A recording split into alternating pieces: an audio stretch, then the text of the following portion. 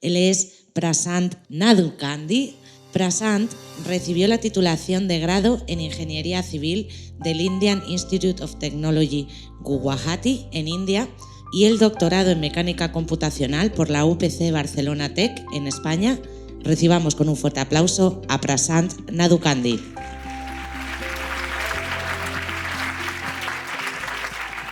Hola. Sí, perfecto.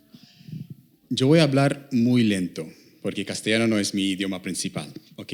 Entonces, a veces puedo también equivocarse en algunas palabras, entonces pido disculpas si este es el caso. Bueno, como ya han dicho, trabajo en Repsol.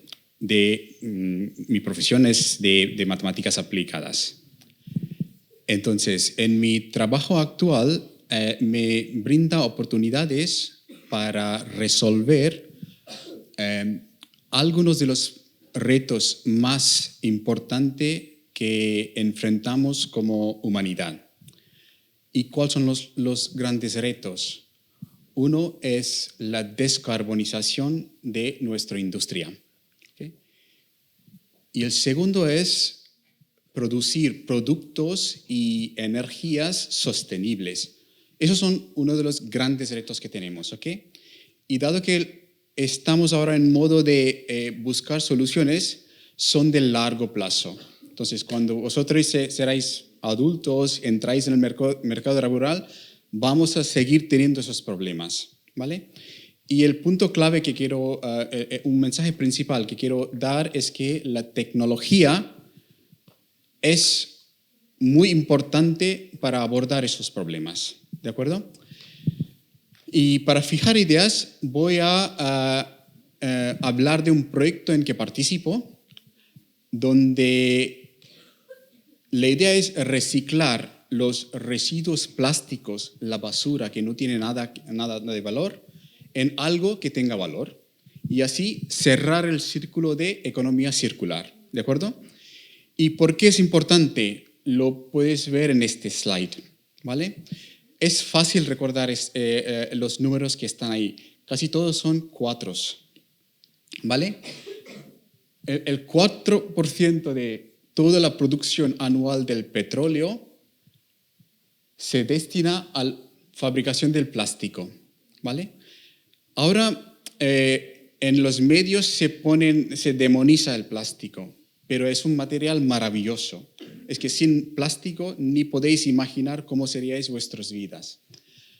Dicho esto, lo que hay que hacer es que, dado que tiene esas buenas propiedades, es muy difícil que desintegre. Es un material artificial. Entonces hay que pensar en cómo hay que manejar este material, ¿de acuerdo? Y luego, otro 4% de todo el petróleo que producimos se va en el refino, en el proceso de refino de petróleo. Y eso es muy importante porque, aunque parezca mentira, en el ciclo de vida del plástico, casi 4% de las emisiones de gases de efecto invernadero viene por ahí. Y eso, para poner números, son en 2015 1.7 gigatoneladas de equivalentes de dióxido de carbono que emitimos con este proceso. Y ese punto nos toca a todos, porque ahí está nuestro comportamiento como personas. A nivel mundial, un cuarta parte de los residuos plásticos nunca se reciclan, ¿de acuerdo?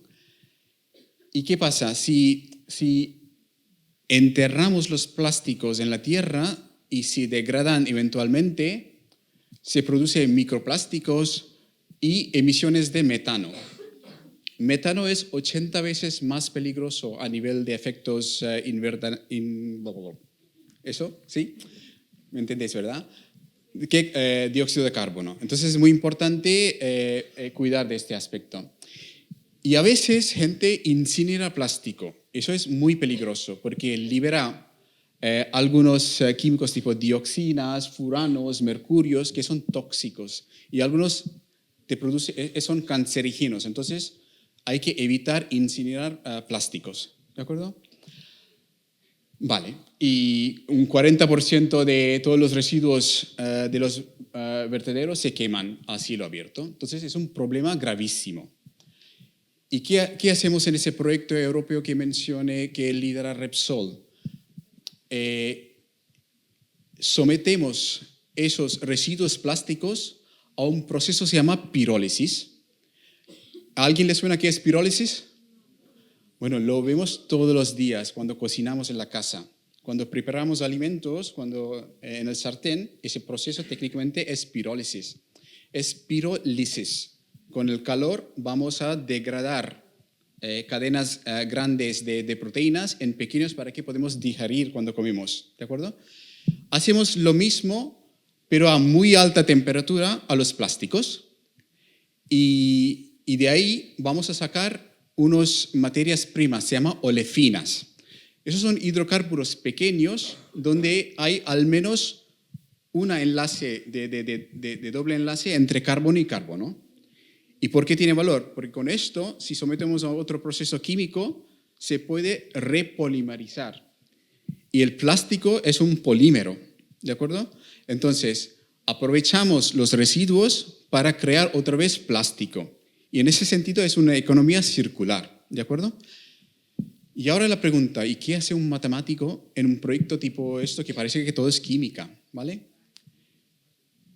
Y ahí viene porque principalmente un matemático o un físico participa para hacer simulaciones de procesos. ¿Y qué valor tiene simulación?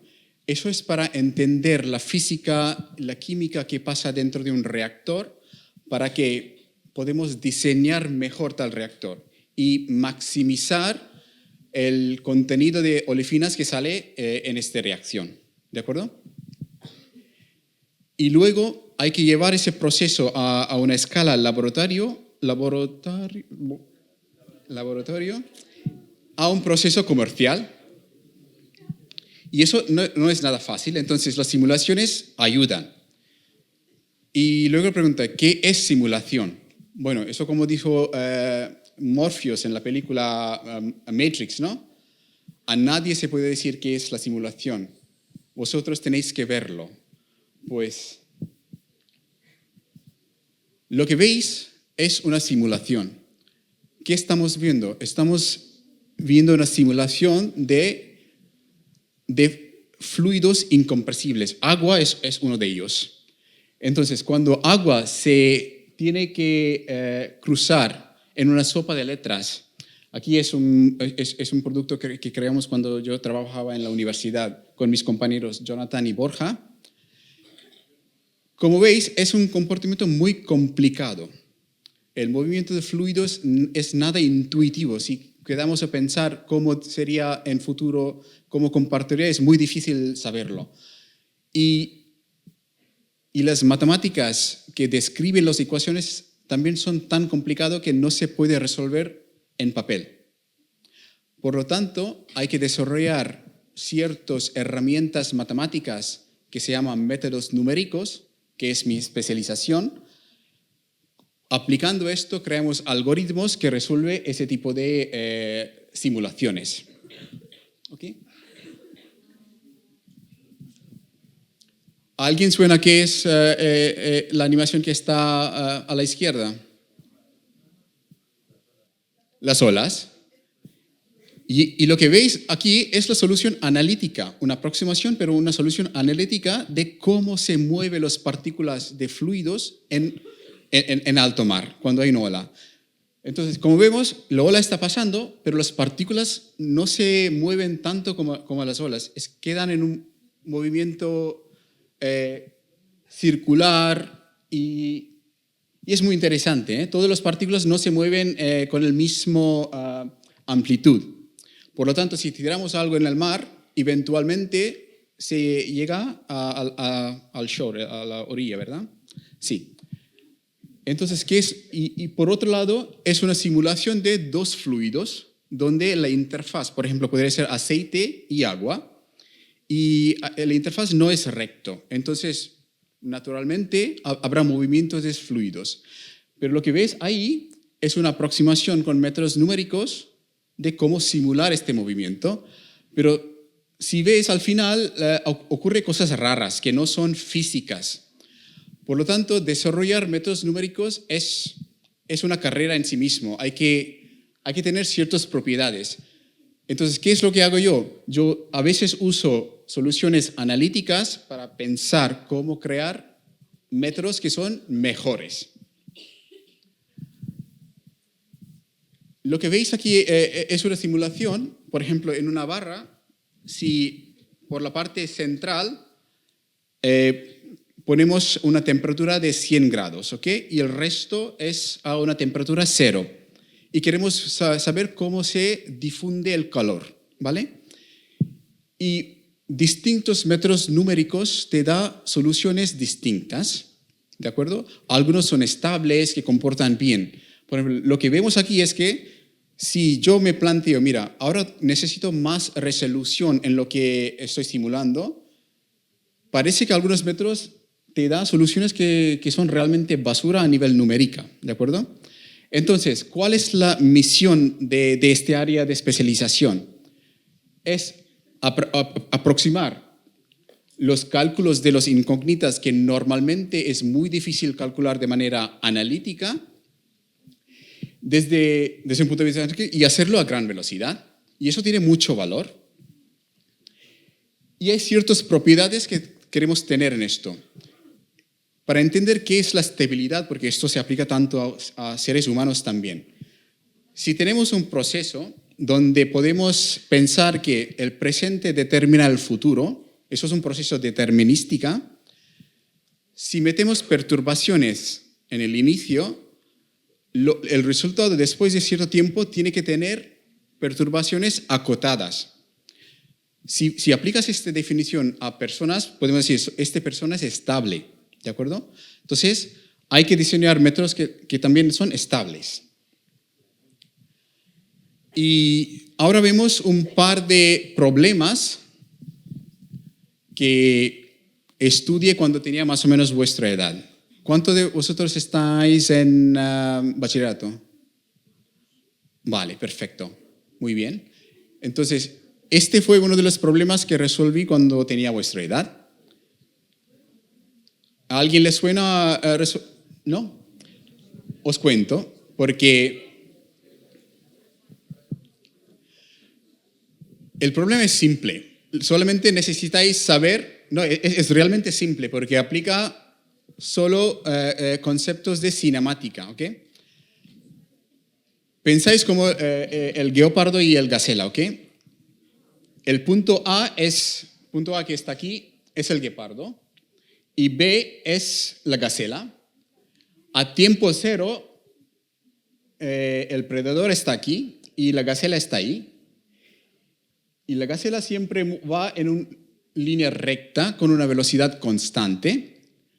Y el guepardo siempre sigue a la gacela, entonces siempre está mirando hacia su presa a una velocidad mayor que la gacela. Y la pregunta es, ¿en cuánto tiempo alcanza el guepardo la gacela? ¿De acuerdo?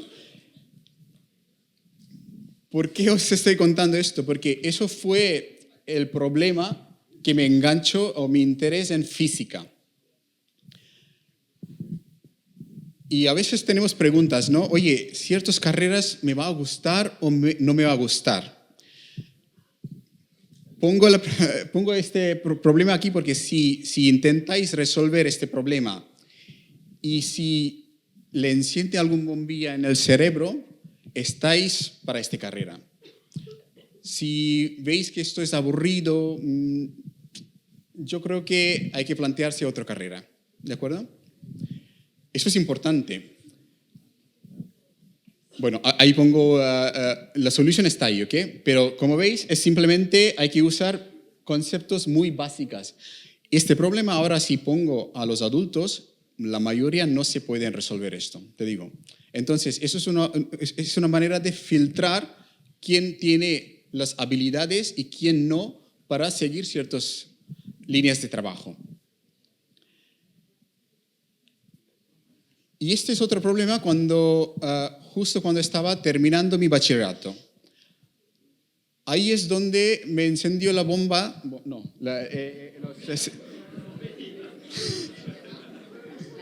la bombilla o las células grises.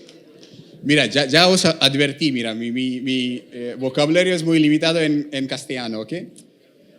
Pero resolviendo este problema, vi de qué maravilla es las matemáticas. Os cuento qué es ese problema. Mira, ahí la idea es computar el área que tiene como frontera 4 líneas parabólicas, ¿vale? Para fijarse en algo, imagináis la vela de un barco que tiene tipo cuadrados, ¿sí? Y hay que saber cuál es la fuerza de viento que llega. Entonces, una forma es, hay que computar el área de esta parte. Si hacéis de manera tradicional, vais a llevar más de 5 páginas de derivación y mucho trabajo. Hay que tener habilidad para hacer esto, pero también es mucho esfuerzo. Pero un día un profesor me contó una técnica, se llama usar la transformación de Jacobiano. Os cuento, suelto la palabra para que si algunos tenéis la curiosidad, se puede buscar qué es esto. Pero haciendo esta transformación, se convierte un problema que es tan complicado a un problema tan simple como computar la área de un rectángulo. Y en poquitas líneas se puede computar la área de este área que es tan complicada. Y ahí es donde vi, hostia, tengo que aprender esto. Es que me facilita muchísimo la vida.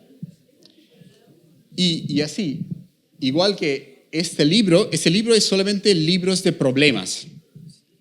Y la filosofía que usaban mis profesores es que hay que aprender de la teoría resolviendo problemas. Y eso es fundamental, ¿vale? Y esto es algo que pasó cuando estaba a punto de terminar mi carrera. El profe me dio el libro de un método, mira, léetelo y aprende. Y me puse a leer, estudié y dije, mira, ahora entiendo este método. Y me pregunta, ¿te consta por qué funciona este método? Y no sabía. ¿Por qué os estoy contando esto? Porque después de la charla que tuve con mi profesor en la universidad, él me dijo, mira, si sabes cómo resolver un problema, vais a tener el trabajo. Pero si sabéis por qué tal como funciona, seréis los jefes o jefas. ¿Vale? Entonces, me puse también a investigar y entré en la razón que, mira, sin matemáticas yo no puedo responder ciertas dudas y no tendría mi claridad necesaria para seguir adelante en mi carrera. Entonces fue también un punto de inflexión para mí para poco a poco cambiar mi orientación a matemáticas. ¿Qué habilidades hay que tener para seguir en esta carrera? Eso es importante, porque eso es lo que dice, si os gusta o no gusta, ¿ok? En la vida de científico no siempre es éxito. Es que al contrario, casi siempre no va a pasar nada. Aunque tengáis el skill y habilidades a tope, es que no ocurre nada. Como este señor. Como este señor. Pero algún día, por suerte, ocurrirá algo donde vuestra formación os ayudaría a identificar algo que es bonito y algo que podemos valorar. Entonces, ahí es donde entraría la parte de formación. ¿De acuerdo? Como encontrar ese se llama trébol, ¿verdad? Pero con 4, entonces, no sé, sí. Y ahí es donde vuestra formación ayudaría para identificar ese resultado que cambiaría el mundo. ¿De acuerdo? No voy a entrar en la parte esta porque principalmente el mensaje lo saqué de un científico, Shane, que quejaba de cómo está nuestro sistema de evaluaciones. Es que nuestros exámenes no nos evalúan para estas habilidades. Por lo tanto, gente que tiene buenísimas notas en la universidad, cuando llegan a una carrera de científico tecnólogo, no se rinde como refleja sus notas, porque les falta algunas habilidades, que son perseverancia. Y el segundo es resiliencia. Vais a caer muchas veces. Hay que ser constante y hay que seguir buscando soluciones. Si caes, hay que levantar, como explicó Pilar, ¿ok? Voy a cerrar con un pequeño, como ves, que a mí me gustan los manuscritos, ¿ok? Eso es una foto que saqué de mis notas, que ya tiene 10 años, por eso está así, ¿ok? Y como ves, Pilar, a mí también me gustan fotos que no son tan nítidos. Intentaré traducir esto en castellano, ¿ok? Eso debe ser la actitud que tenemos que tener cuando hacemos cualquier cosa, ¿ok? Pensar en las cosas de tal forma que cuando entendemos bien, hay un luz que brilla, que ilumina nuestra comprensión. No estamos fingiendo que entendemos algo o no, ¿vale? Realmente entendemos el racional de ciertas cosas tienen que hacer de ciertas formas y eso es lo que nos da felicidad. Así es como vas a tener una carrera plena. Entonces, voy a cerrar mi charla con este mensaje que es de un profesor, se llama William Kahan. Gracias.